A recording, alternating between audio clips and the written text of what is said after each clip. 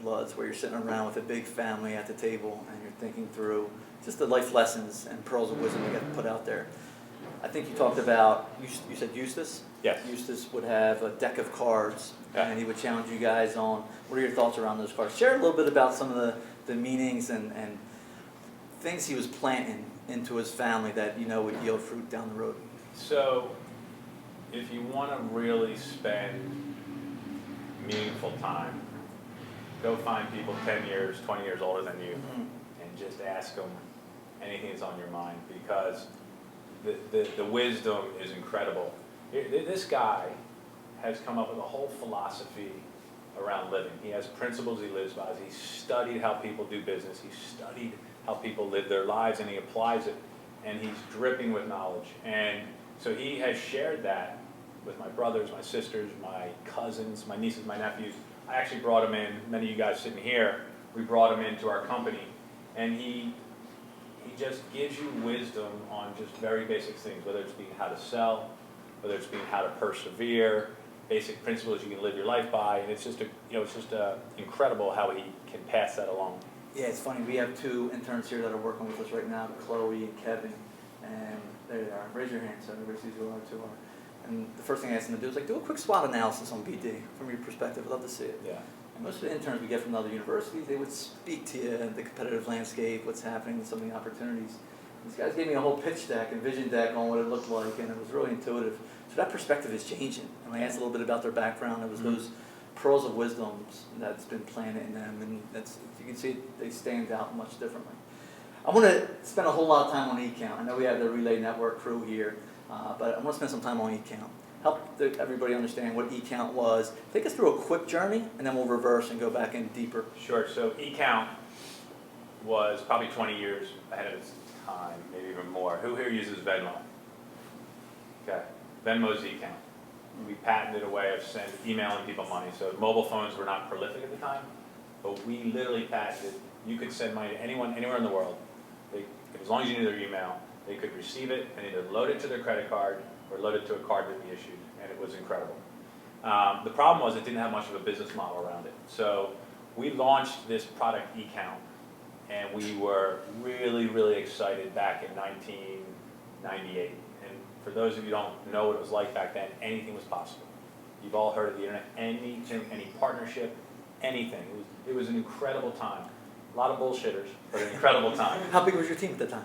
So we ramped quickly. It started with Paul and I, and then it went to 15, and then 35. We're working out of an old mansion, a haunted mansion in Conshohocken, before we took our big space. But we ended up with, when we sold the company, we had about 150, 170 employees. Take us through the journey a little bit, and we're going to reverse back. So from the beginnings to the ebbs and flows to the $200 million check.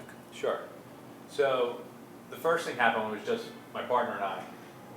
We came up with this idea where we really thought that we could deliver a product to the marketplace. And I won't go into the details of the product, but the answer was the marketplace didn't want the product. And I called a guy named Sabir Bhatia at Hotmail. And I said, hey, I've got this product. He's like, I don't know anything about that product, but can you help me structure a credit card deal? Wait, time out. Yeah. That's the legend who sold his company to Microsoft? Yeah. Has anyone ever heard of Sabir Bhatia? Hotmail? Okay. Hotmail invented free email. Yeah. And this is no bullshit. We had this idea, he had 10 million subscribers at the time, that we could sell services to his subscribers, and he was looking for a way to make money. He didn't want to do with our product, but he wanted a credit card for all those members because he knew that they would pay a lot of money for advertising. So I picked up the phone, I called him, I Googled him and called him, which I also did to the CEO of Yahoo. You could Google people and call CEOs back then, and they would pick up the phone. Or you could send them an email because no one was using email, and they'd reply immediately. It was incredible. So this guy picks up the phone, and he changed our lives because he said, Matt, I don't want your product, but can you help me get a credit card marketing deal? I didn't even have a credit card. I'm like, yeah, we can do that.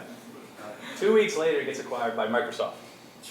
Okay, so my deal, which was going to save the company, goes away, and on a handshake, Microsoft agrees to let me broker for them a credit card marketing deal across all of Microsoft's assets, not just Hotmail.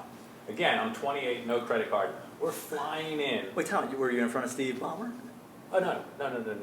Yes, I'll tell you about Bomber in a second. We're flying in all the CEOs of the major banks in the world to present to Microsoft through our company.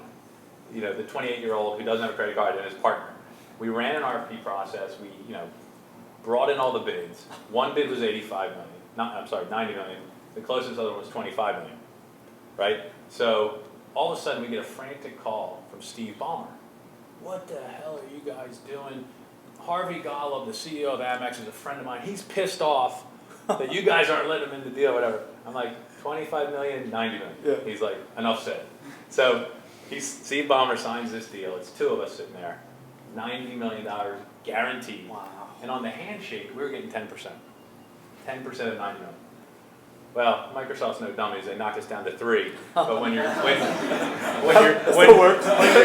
starving, 3% of 90 million was incredible because that gave us the money we needed to pour back into our product. So the first lesson I would say there is opportunity knocked and we jumped at it. I'm selling you this product. You asked me for this. Yes, I can do that. $90 million later.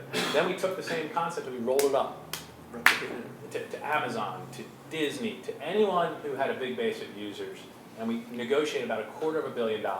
And then we were getting $200 just to hire us, and then we take a percentage, and we made a lot of money that we poured back into our product, which became eCount. Yep. So I want to rewind now a little bit, and you're going to see the excitement of the story. And when I'm looking at these notes, I was overwhelmed because they didn't end, and there was story after story, and I think pearls that we can go after. Talk a little bit about when you're going after a challenge, a highly regulatory market. What is the first thing that you think through solving it, or is it something that you just tackle and wait to see their response and see what happens? Talk a little bit about the highly regulatory market that you tried to tackle early on. You're talking eCount? Yeah.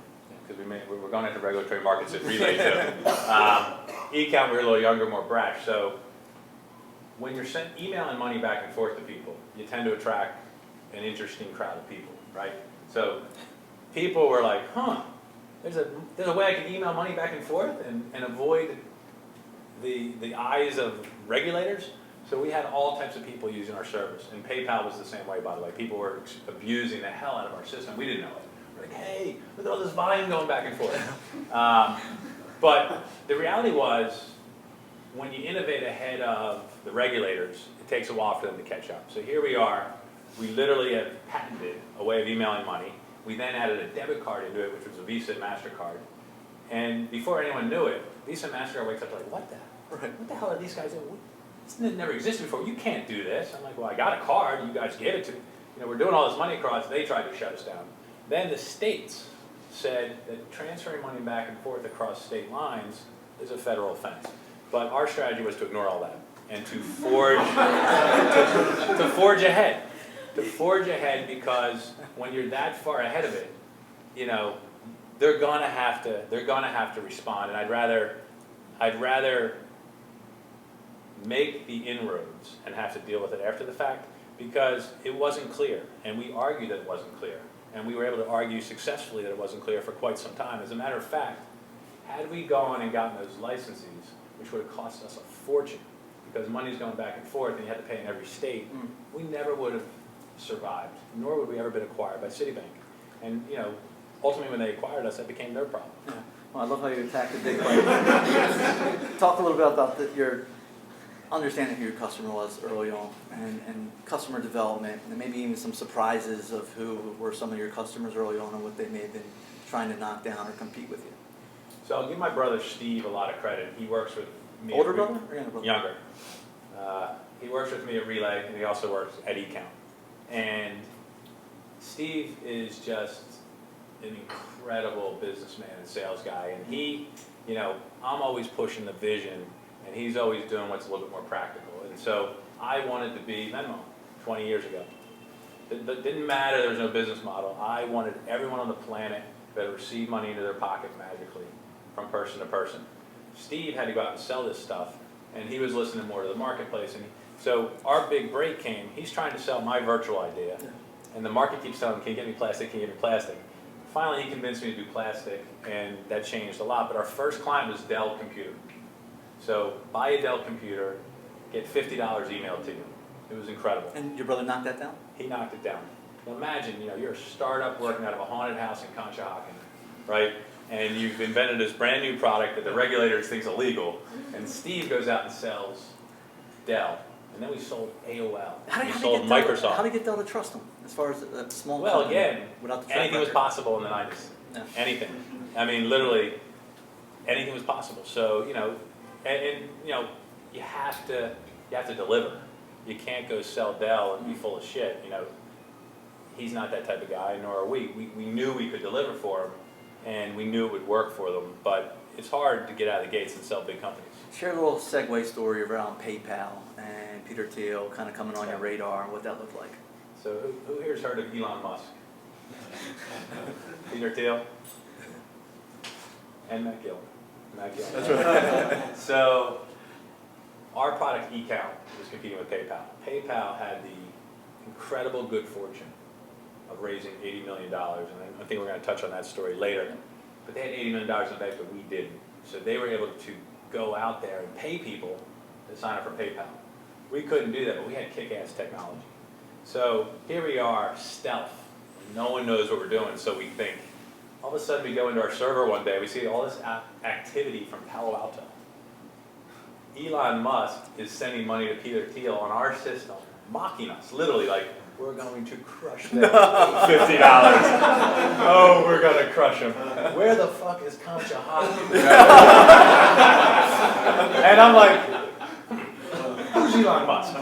Google search, ruh-roh. This is not good. Because his company had joined with Peter Thiel's company, and I started to see what they were doing, paying $10 for people to set up accounts, which we tried for like one day, and it almost bankrupted us.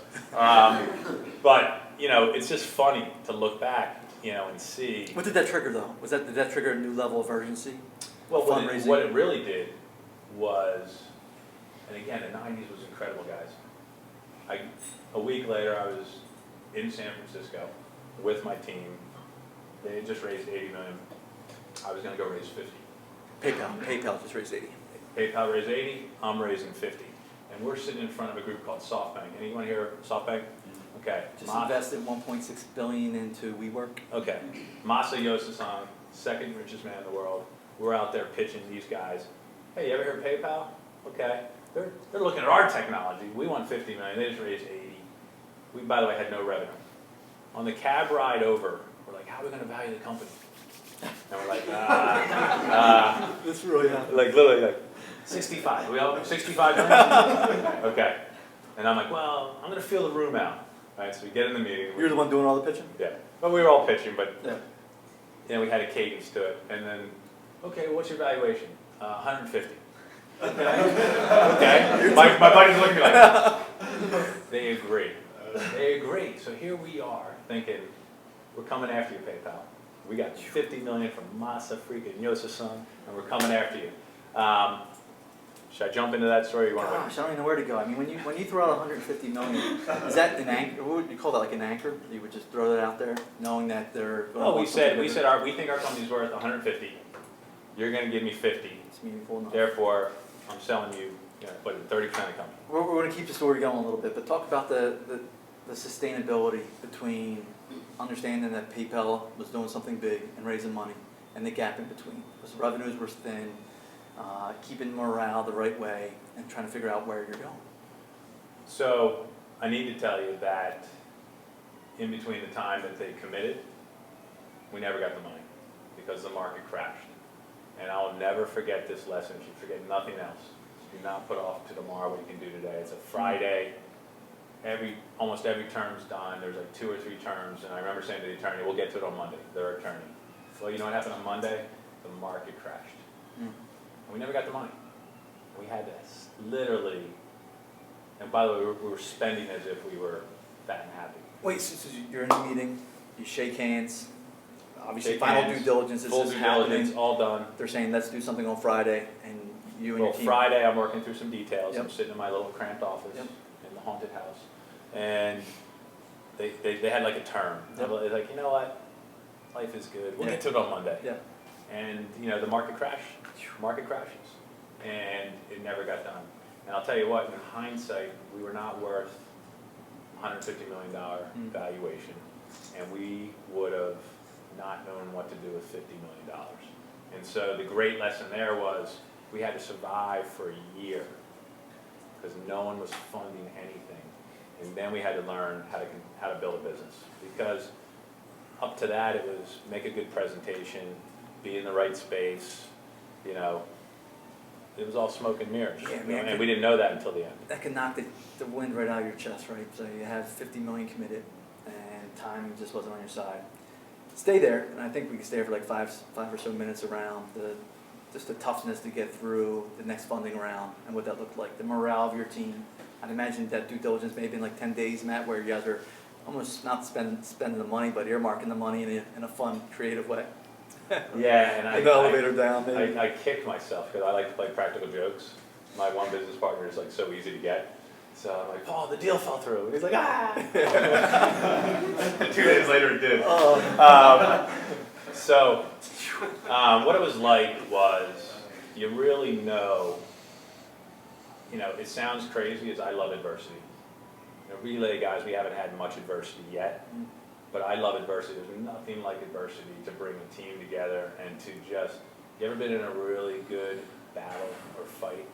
That's what it's like when you're on fumes and you have people that you care about. With kids that are working with your company and they're believing in you. It's like, it's an incredible experience, and everybody, to a man, said, cut my pay 20%, do this, do that. We didn't have to fire hardly anyone, and we got through it. No one's jumping ship, moving on to something else. Very few people jump ship. There were a couple guys in tech that jumped ship, but very few. So we're talking 12 months of figuring things out, Yeah. getting things back on track, going a little bit deeper with your brother in sales and customers. Take us to a little bit of the conversation where you're having a good conversation with someone close to your network. They're going to decide to bridge you, and what that looked like. What was the ask? How was your confidence, especially coming after South Bank? Talk a little bit about that interim. Yeah, so what happened was my high school invited me back because despite the fact that we were on fumes, we looked like we were humming. And so they invited me back to speak to the students. Unfortunately, no one came to my section, so it was me and a VC, and no one showed up at the section. And I started talking to this venture capitalist, and I started talking about my business. He's like, hey, I might be interested in that. I'm like, He's like, yeah, send me the stuff over. And long and short of it, they ended up funding us about $16 million. It was a year later, Wow. at much different terms, but it was like literally being in a desert and someone holding a bottle of water. Are you, really? I get to drink this? And it was incredible, and we pulled in a bus and we took everybody out and we celebrated, having been through that together, and we're so much wiser for what we could do with this money and so much better equipped to deliver return for our investors that it was just a great experience. You told me about a couple months ago that you actually used a tactic around a North Star date. Was that something with him as well, that you said, hey, let's work to get this thing done by a period of time? Or is that just coming off the lesson of, let's get this thing done? Yeah, so no, that one I wasn't in as much of a position of strength, but when we sold the company, I go back to my uncle. He said, look, at the end of the day, any deal you do, whoever you're negotiating with, take them off to the side, look them straight in the eye and say, look, let's just get a couple things that you and I can agree to as people. And I did that when we sold the company. I took his advice. And it was incredible because the thing I said to him was, my birthday is December 20th. Can you commit to me that we're going to have this done by December 20th? And he said, yeah, I can commit to that. I can commit to that. So any time that there was a problem, any time, I knew when I called this guy up, I would say, look, I didn't ask for much, but we did commit to December 20th, right? And so he honored it. And it really helped us cut through a lot of shit. Pretty good. Well, let's stay there. That's the exciting part of the story, right? The $200 million. Who were some of the people you leaned on early on when the terms were going back and forth? Was it your go-to CFO? Was it a legal team? Was it your inner circle? Who are the people you lean on when you're looking at these term sheets and you're going through line by line of what works, what doesn't work? Well, before you get to the term sheet, and I'm thinking about this now with the relay people in the room, but every single person in our company allowed us to get to the day where we're receiving term sheets for 200 million. So we were hacked by a Russian hacker once, literally, and I'll never forget, a 20-some-year-old kid brought him into my office, and we're brainstorming. He comes up with this idea for how to solve the Russian hacker situation. And I'm looking at it, and I'm like, that might work. And I'm high-fiving the shit out of the guy, because it's like, everybody plays a role. You don't solve the Russian hacker problem. You're not getting acquired by Citibank, right? So everyone plays a role to get you there. Once you decide you're going to sell your company, which we did, we went into a very tight process. So we relied on our bankers, our lawyers, and the team. The team at this point had been through so much, so it's like you're doing no-look passes to each other. Like, we were really well oiled, and we all knew our roles, and so we could rely on each other then. Looking back, is there a ratio between top-heavy team and lieutenants to get work done that you really believe in? It depends on the stage of the company. So by the time we were selling this business, we had about 1,000 clients, number one. We had every major automotive manufacturer. We had every major mobile service provider. We had, and by the way, we were full-fledged cards at this point. So if you ever received a rebate card from T-Mobile, Verizon, or Sprint, that's my old company. If you worked at Home Depot and you're an employee, you got paid on our cards. Like, our cards became our thing. We did about 40 million debit cards a year, about $8 billion. So we really built this company. But it depends on the stage of companies, depending on, at any given time you're out of balance. Yeah. So again, our amazing Princeton interns had about 3 pages of notes on you. I want to be conscious of the impact that eCount made, your leadership. Maybe answer a question that I haven't answered yet in regards to what's important about that story of eCount that maybe we didn't share yet before we move on to Relay Network. What else can you share about maybe the moments, the lessons, the takeaways? Well, there's a couple things. I haven't even shared with you all the times that we were knocked down. So you've heard a couple of them. But there were so many times where we were knocked down. And the perseverance of the people that we worked with was incredible. So when it finally happens,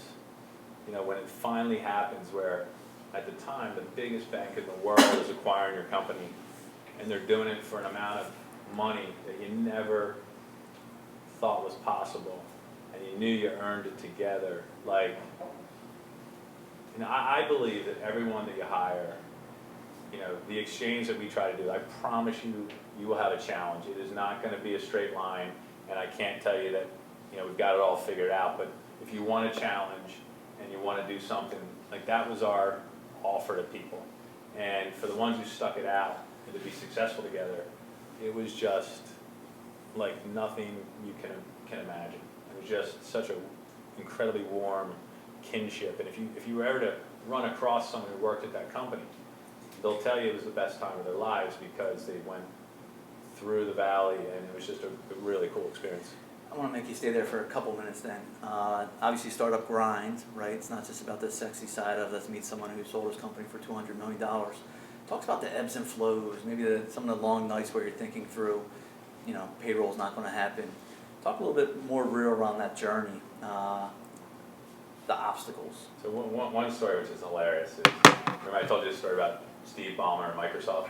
Yeah. Right, so they literally faxed his signature to us because, I don't know why they didn't email, but it wasn't prolific by then, right?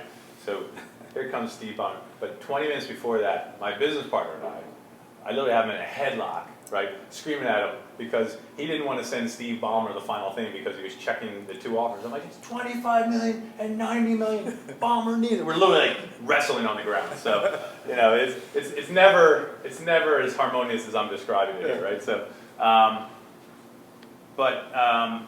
was the question?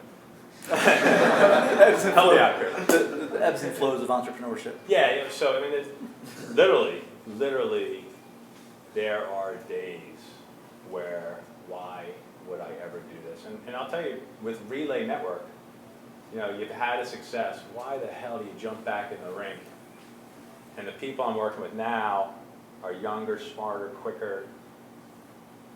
It's a whole different species of people. Why am I jumping back in the ring to get punched again? And the answer is because it's what we do. But it's never a straight line. When they talk about the cliches of persistence and believing, you're going to be tried on that. You're going to be tried on that so much. And all I can tell you is, I lived through the internet boom and the bust. We're living through right now, I think, the greatest time to be an entrepreneur in technology ever, literally ever. And I watched thousands of really good ideas, really good people, really good companies fail. And there's three things that I would pass on to anyone. The obvious thing is you just don't quit. And I know it's complicated. Well, so the way to ensure that you don't quit is to never run out of bullets. Always make sure you're financed enough to get to the next milestone, the next piece of land. It's that simple. The ones who failed are the ones who ran out of money, or ran out of someone who believed in them to give them that next bit of money. And that's really the most important thing. You said three: don't quit, never run out of bullets. I'm tweeting at this later. All right. We'll come back to that. Don't run out of bullets. No, we'll come back to that one. When you cut, Goldberg. when you're sitting with your team, your core team, and you talk about talent that you're attracting, and when we were getting together, you kept going back to the team that you have outside those glass doors. When you cut somebody in half, and what's the DNA of Relay Network? What's that look like? You're the hire and the talent that you're going after. What are some of the character traits? Soft. I'm not talking about the hard skills. That's given. Let's talk about some of the soft skills. I think the first thing that you'll notice if you were to come to Relay and meet people is that they all really like each other. They're all really smart. Everyone is really smart. Very diverse, interesting group. But I would say the ones that really make the difference at our company, they just do what it takes. I mean, there is a guy that works for us. And there's a lot of them here, but there's one guy I'm going to give you an example of. Came in sales, learned everything about our product, still sells, helps out our client success team. He basically, we have a massive contract with Comcast.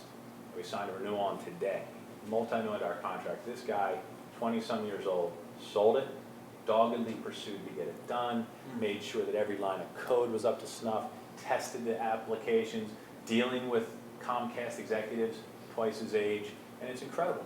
And when we see that in, I don't want to say all over the place, but in a lot of places within our company, guys like that, women like that, are what propel the company forward. And as a leader, how do you recognize that so it could become that benchmark, or it can ripple out and create a different type of culture? What are some of the things that you're doing, or some of the other leaders in your company are doing to recognize that type of win? So I think what you do, I like personal one-on-one time. How many people do you have at Relay now? 52. Okay. So, we obviously call, and our intern, yes. So we call people out publicly, but I think what works the best is just a one-on-one, heartfelt expression of gratitude. And that you can't fake. So, I'm incredibly grateful for the work that people put in. Cool. Okay, so City, $200 million check clears. Yeah? Mm-hmm. All right, just a second. It clears, and then you're with the company for a couple years. You're getting the bug, you're forgetting how crazy it was as an entrepreneur, and you decide to come back in. Was there a trigger? Was there something that was an aha moment to say, you know what, here's another great opportunity that I'm going to be ahead of? So two things. One is, I didn't think I was going to like working for a big company, but I really liked working with Citibank. Number one is they flew us all over the globe to take our technology and implement it, and we ultimately implemented it in 20 different countries, and that was a lot of fun. When you say us, how many team members actually transitioned over? Everybody. Wow. Nobody got fired. Matter of fact, Increase in pay as well? yeah, huge increase in pay. I mean, it was incredible. It was awesome. Yeah. It's literally like you read about. And we got to travel all over the world and promote our technology. So it worked out very, very well, and I'm really grateful for Citibank on that. Yeah. However, I did not want to work for a big bank. I will say it was really nice having not to be accountable or fully responsible for everybody's lives. Or when you're not the owner, it's just a different type of pressure. And I really, you know, you could, it was comforting. It was like, I was like, oh, this is what people are talking about. You know, it was like really nice. But, you know, we just decided that we were going to do something else. We left, we were supposed to be there for 2 years, 2.5 years, pretty much to the day. Went and got some office space and like, let's do the next thing. Studying, you know, macro trends, mobile, this, that, payments. And I'm sitting in my car one day and I get a text message from AT&T. And it's like, ooh, Matt, we're going to turn off your phone. Click, takes me to the call center. Citibank had stopped paying my mobile phone bill because, of course, I don't work with Citibank anymore.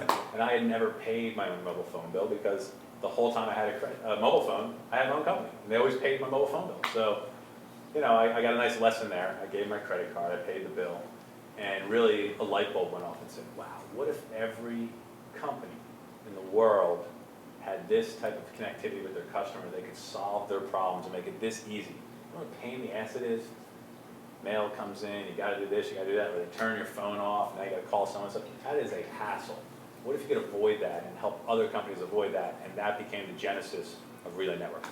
I love it. We're going to stay there and talk about Relay Network, but talk about some of the fun stuff real quick. You know, you exit to 200 million, you make a lot of headlines in papers, a lot of interviews.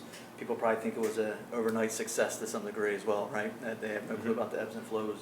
Was there any other moments that you can point to, like, man, I really enjoyed that, whether it was with the family that you can point to or a moment with the team? Well, I told you, they made a commitment to sign it on my 40th birthday. And, you know, you might think that, you know, you're going to be renting out the top of some building and really whooping it up. And we like to whoop it up, but we didn't do it that night. So I think it was like 17 people at my house.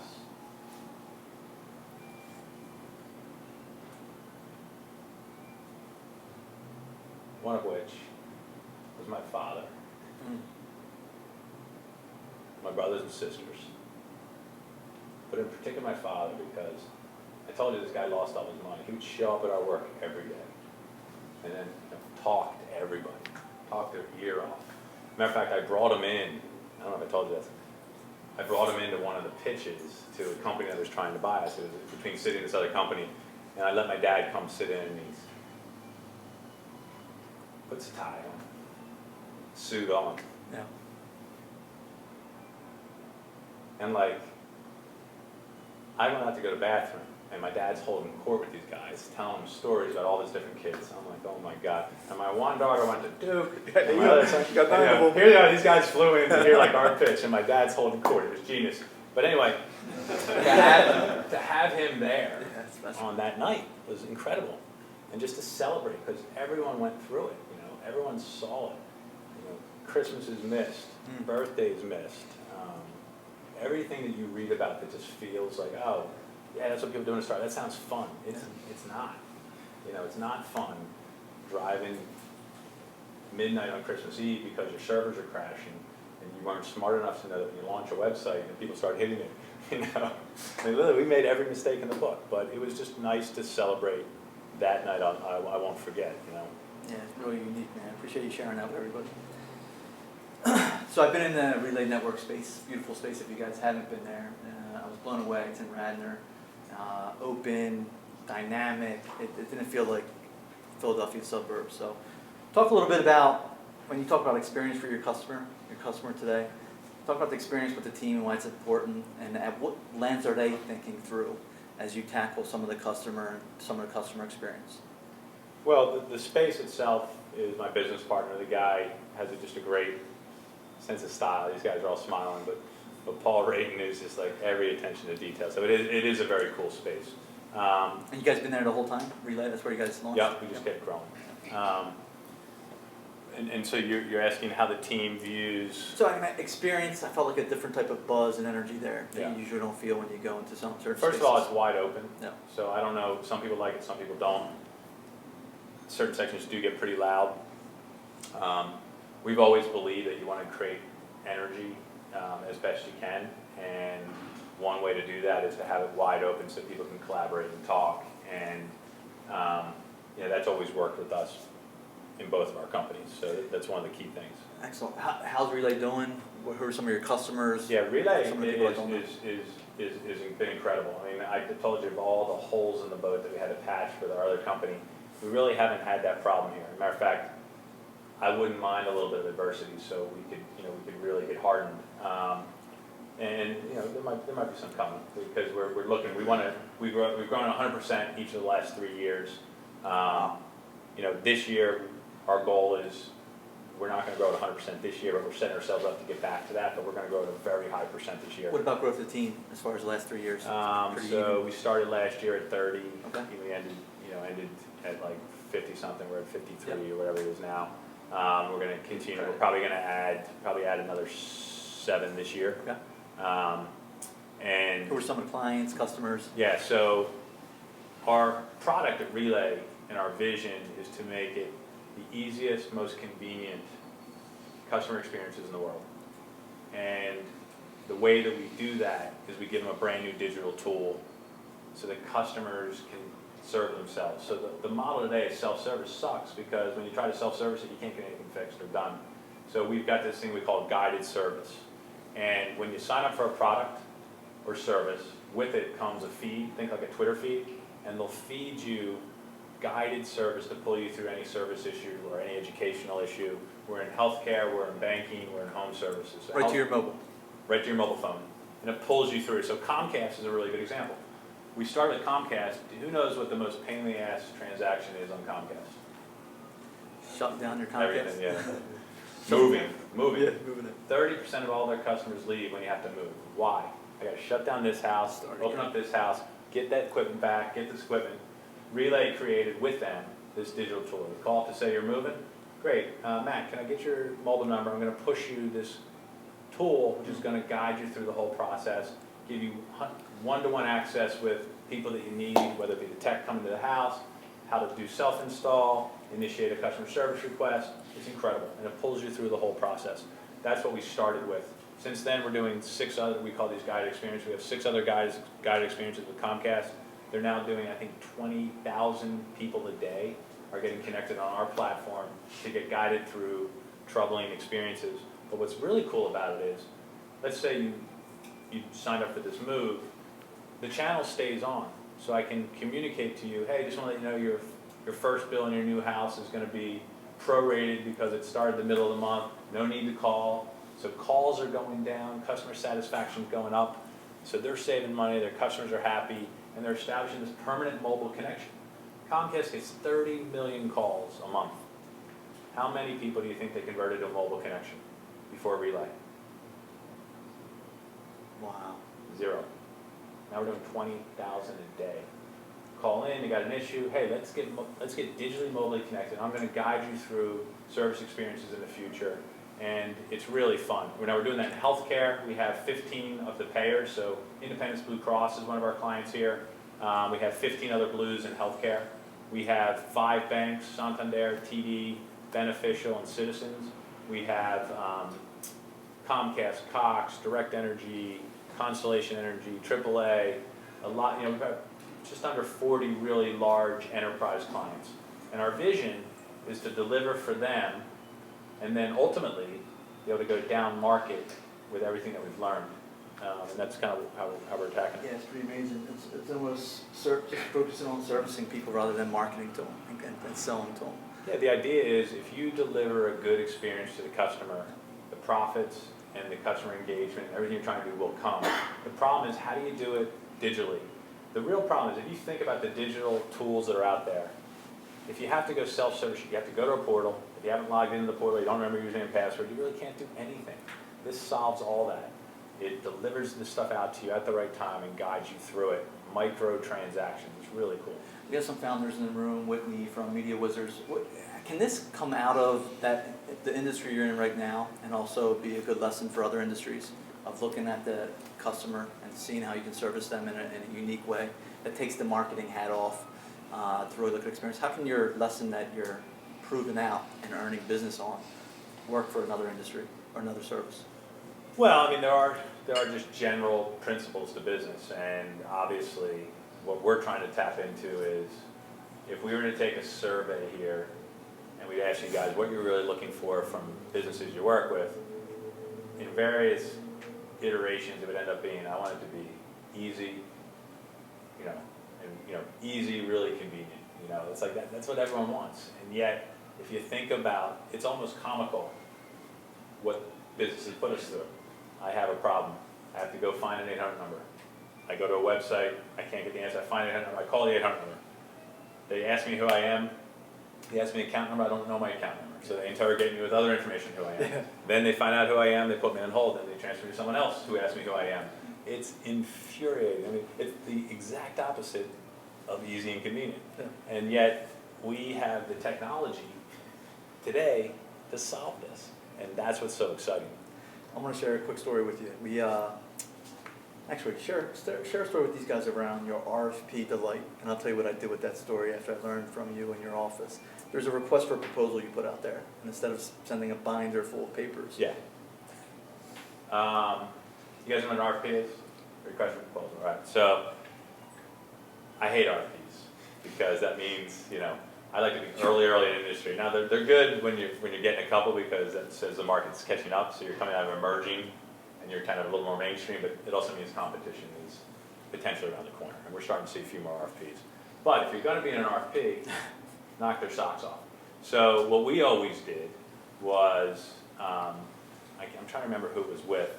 Yeah, I don't think you told me who it was. Okay, but what we did, instead of putting in a paper response, we actually went out and bought laptops, and we had them hand painted, and when you opened up the laptop, it would walk them through our solution and how it was going to solve their business. So it just blew their mind, because this was a technology company. It might have been Amazon or whatever. It was a technology company, and we wanted to show them that we are not like any other company. With Verizon, we won the Verizon RFP, which was incredibly lucrative. This is my old company. And for them, we did the RFP and we did all the fancy stuff I just talked about. And then we took a picture of the whole company. I had my business partner dress up as the Verizon guy. Remember the guy who says, "Can you hear me now?" And he looked curiously like him, actually. Right? And we had the whole company there, and we submitted that. Because you want to differentiate and stand out. And we won all these things. And how much that played a role, I don't know, but I think it makes a difference. Yeah. Awesome. Share a little bit, and we're going to go to about Q&A with you guys to start teeing up some questions that you guys may have. We'll take probably 5-6 questions. Talk a little bit about some of the fundamentals of Matt Gillin.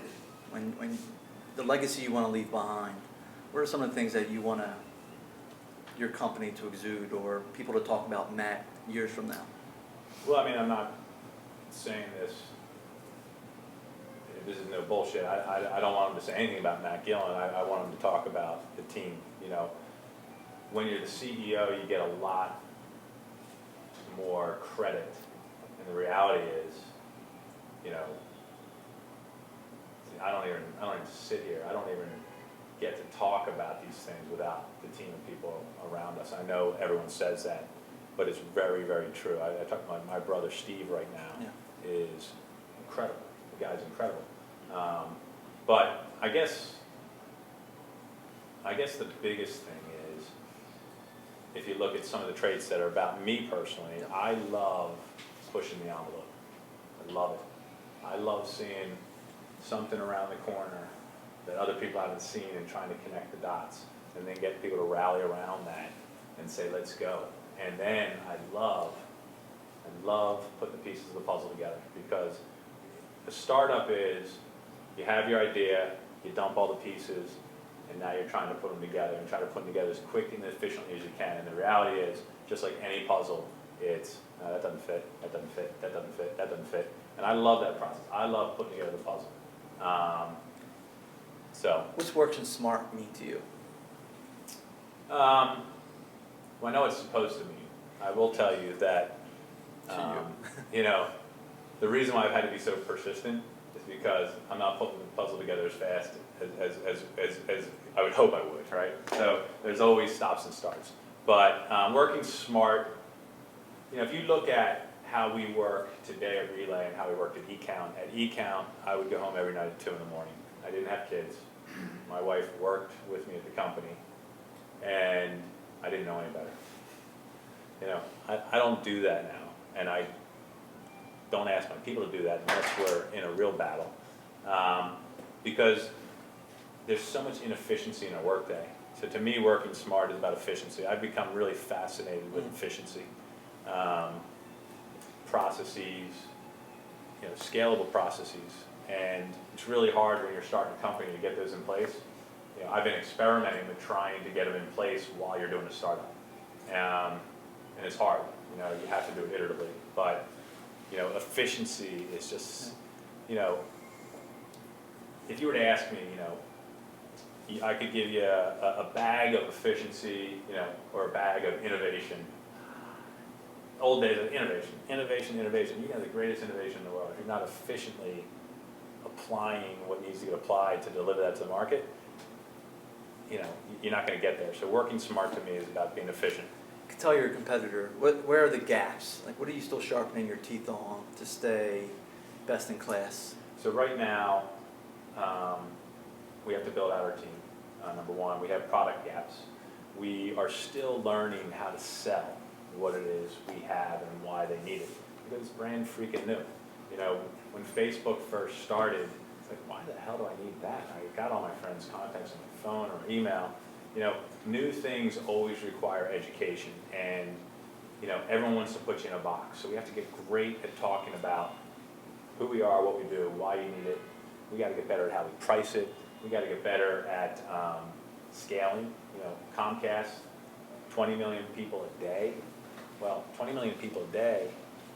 We were doing 20 million people a month, you know, 6 months ago. 20 million people a day. We got to scale. We got to be able to support that. So everything has to get better. Everything. I know with eCount, you think through, we're building that thing to sell or be acquired. Is there a mind frame that you think through with Relay? I mean, I think big fish swallow little fish, and so if you don't think and you're not prepared to be acquired, I don't think you're doing a disservice to yourself, to your shareholders, to your investors. We've raised $26 million at Relay. We have top flight investors. They need to know that there's going to be an exit. Having said all that, you have to earn the right to have an exit. I always like businesses that you can get acquired or you can keep them going. That last company that got acquired, I think that could have been $1 billion company if we kept it going, but we decided not to take the risk. We took the money off the table. But you always want to be, if you have a start, always look at it to say, does this have the potential to achieve whatever it is you want to achieve on a standalone basis? And if it doesn't, you need to tinker with it. But you know, all of our companies have had that ability. Yeah. Any of the old investors in eCount jump in to Relay? Yeah. So what's cool about eCount and Relay, so I talked about, you know, Masa Yosa-san, who didn't invest, but who did invest were Philadelphia investors, New Spring Capital. First round. Well, in Relay, I've got New Spring in the first round. So Josh Koppelman, rock star, superstar. But in my previous company, I had New Spring. And I'll never forget it, man. Literally, we're out of money. And the guy from New Springs, this is unbelievable, right? I'm at lunch, breakfast with my mom. And I'm like, I gotta get this deal done. And all of a sudden, I hear, yeah, so-and-so, and Matt Gillin, right behind me is the woman from New Spring. I'm like, we were gonna fund this company, but I don't think I'm gonna go forward with it. Whoa. I'm like, so I'm like, and I listened. I listened to what she had to say, because the other investor, we don't like this other investor, da-da-da-da. So I like got up, walked away, and I literally sat in my car, I'm like, what should I do, what should I do? So I called her up, I said, you know, I've been thinking, I'm not sure so-and-so is the right person to lead this deal. And she's like, this is uncanny. So insightful. I mean, that never happens, right? It never happens. It's like being in the elevator and you hear someone talking about it. Like, so anyway. How do you engage with your investors now? We do, well, first of all, investing now has been really cool. So I don't know how you guys are getting your money, but of the 26 million, Well, at least 12 of it came from non-traditional. So either high net worth, family office. Family office is incredible. You know, the last round we did was 12 million. We got 3 million from Independence Blue Cross, a client. We got 6 million from family office.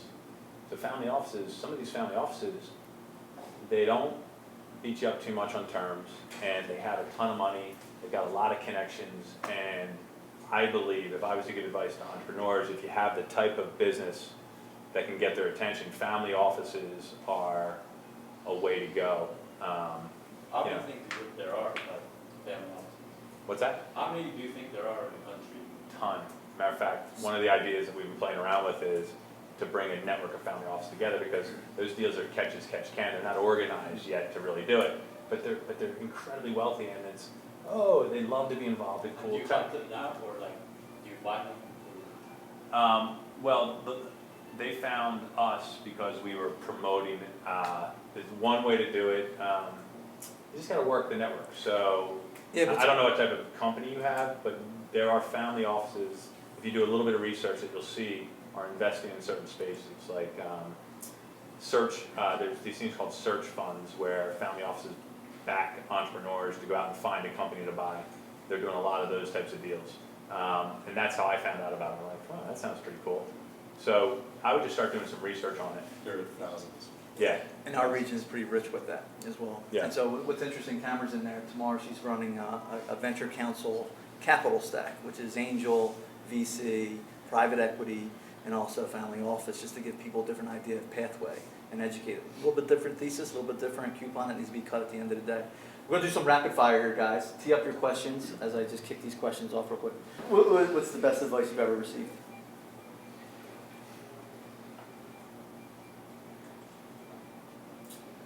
That's a hard one. I can say probably the greatest lesson and the most obvious one is the one of gratitude. Like, authentic appreciation is like, just changes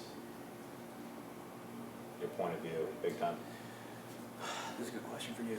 You hate losing or love winning more? Which one? Hate losing or love winning? I love winning. I don't have a problem with losing. I mean, you're gonna lose 1,000 times. Who would you rather compete against, Elon Musk or Peter Thiel? Peter Thiel. Yeah, of course. All right, guys, we're going to take some questions. Matt, you are going to end with some closing remarks. Anything that we may have not talked about or even answered in the Q&A. Questions? When you do ask a question, say who you are, if you're working on a company, and then answer your question. My name is Ayub. I'm working on a food company. My question is, so in those days, competing with Peter Thiel and Elon Musk, what do you think, I guess, what was their advantage over E-count? E-count, that they got a hold of? Yeah, so number one is Elon Musk. So he's proven to be like, the modern day Edison. So he has some serious firepower upstairs. Number one was they were in certainly the right region at the time. So Silicon Valley was a better place to be if you wanted to get in tech. That was the place to be. It was the epicenter. Number one. Number two, their strategy was better. Their idea of leveraging eBay, which was a rocket ship, and taking the individual proprietors on eBay and paying them to promote their payment thing was genius. And that ultimately was a stroke of genius. And additionally, they had a shitload of money. And a shitload of money meant that they could hire the best and the brightest. And not the least of which, they were talented. I was a 20-some-year-old liberal arts guy who was long on innovation and gumption, but not a lot of training. So, they had advantages 10 ways to Sunday against us. However, we were able to find a way to get it done. But certainly, if you see a car that you spend 200 grand on and one that you're spending 30,000 on, they may both get you there, but the ride's going to be a little different. And they had a much nicer vehicle at that point. Good question. Next one. My name is Fernando. I also work for a food company. I have actually two quick questions. The first one is, do you use the lean approach when you try to launch a product, like prototype and all of that? And the second one is that which entrepreneur do you admire the most? Yeah, so we use an agile development method. I wouldn't say we're a typical lean startup because we raised a ton of money, and as I mentioned, we're going after really large enterprises, so we've tried to put a lot of infrastructure in place that you otherwise wouldn't have done. And I had the luxury to do that the second time around because you have a little bit of a track record. But as it relates to development, we're very agile. Entrepreneur, I don't know. I don't know what I would say there. I mean, some of the old-time entrepreneurs, like the Fords, some of those guys. The auto industry was fascinating to me, if you think about it, because you look back in the day, there were all these different models. They all were dreaming, and ultimately, same, who was the one? The innovation around how you build the car was incredible. The innovation around how you sell the car. And so I would probably say some of the early, automotive entrepreneurs. That's your history degree coming out. Yep. Jim, I have a military services company. So can you talk about the macro analysis process and maybe how you apply it even today? Yeah. So I'll first talk about the macro process when we made the decision to sell the company. So we sold our last company in 2007. The day we sold that company, Citibank's shares were worth $50. The day I left, they were under $1. So You could probably took shares as well. Nope. Did you? No, I didn't take shares. It was all cash. That would have been a really tough story. No, we didn't take any shares. I do remember trying to outsmart ourselves. What if we took some in shares? Well, we decided not to do that. Nah, cash. But macro, what we knew was regulatory was becoming really heated, and we'd have to have a major war chest to survive that. Why don't we go tuck into another vehicle to accelerate where we want to go? So that was the first thing for macro. Additionally, things have been really frothy in the market, and you just never know. Like right now, the stock market's been frothy for a period of time, and I do believe that things go in cycles. So I remember reading a couple books about the cycles. You might remember this one. I think it was like the Roaring 2000s, where it was, where they basically talked about the early part of the 2000s, a major drop in it. I remember it said if you can get out the window before the drop comes in, you're going to be set up for generations. And so I believed in those cycles, and I just felt like a cycle was coming, and we were tired. So when we looked to sell, the macro trends were pretty important there. Obviously, when you look at the macro trends today, when you're thinking about your product or your service, I mean, one of the major macro trends, cloud, mobile, applications. I mean, these are all things which we network, social network, peer-to-peer network. These are all things that we try to apply into our model. How many years was it, Matt, from beginning to Citi?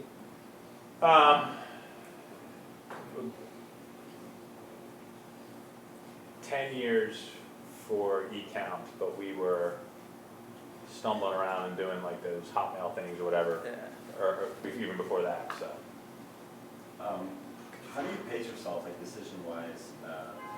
Meaning you can try and go very hard forward and kind of too much, or not be too slow. How do you pace that? Great question.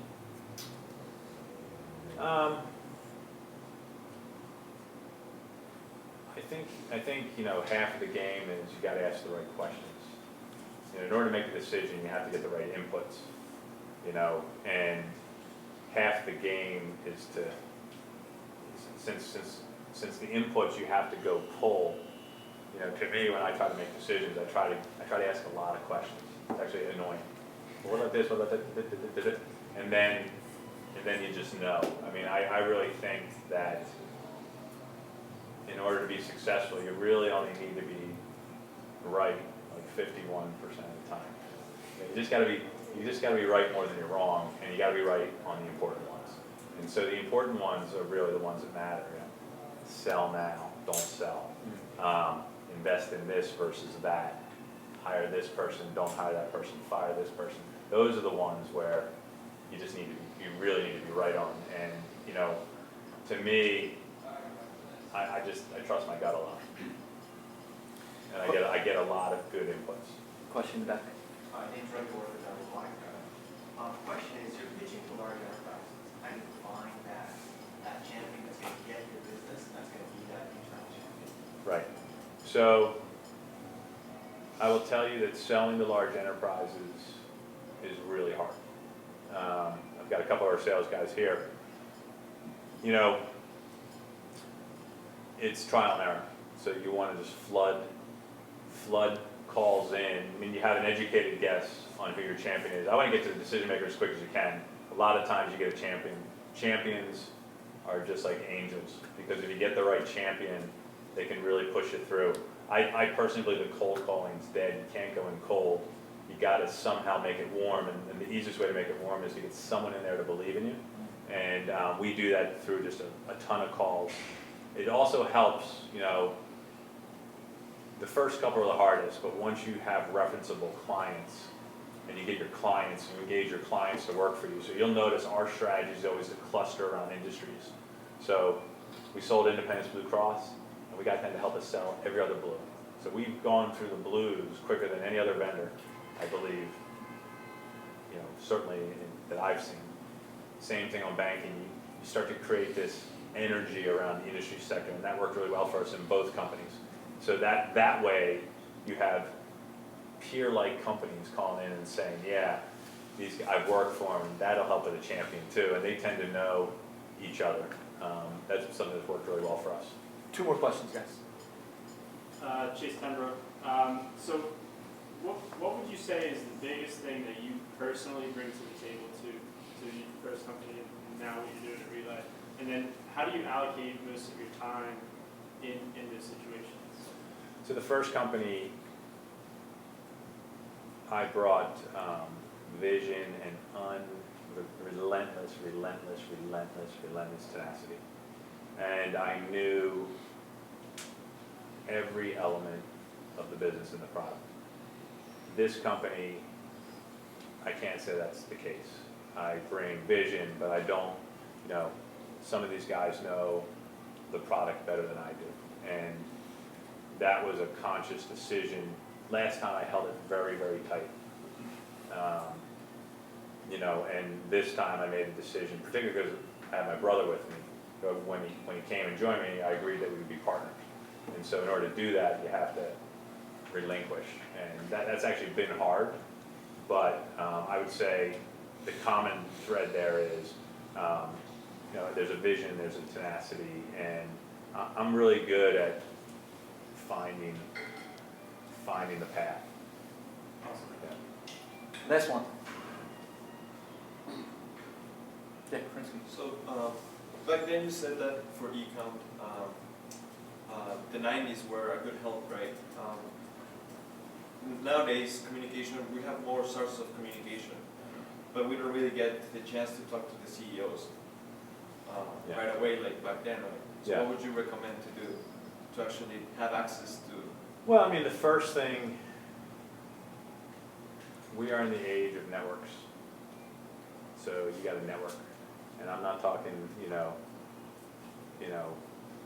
tin can networking. I'm talking, How do you build those real relationships? Yeah. well, you have to me, you know, and I'm just gonna give you an example. I wanted to work with Yahoo. So I researched the CEO of Yahoo.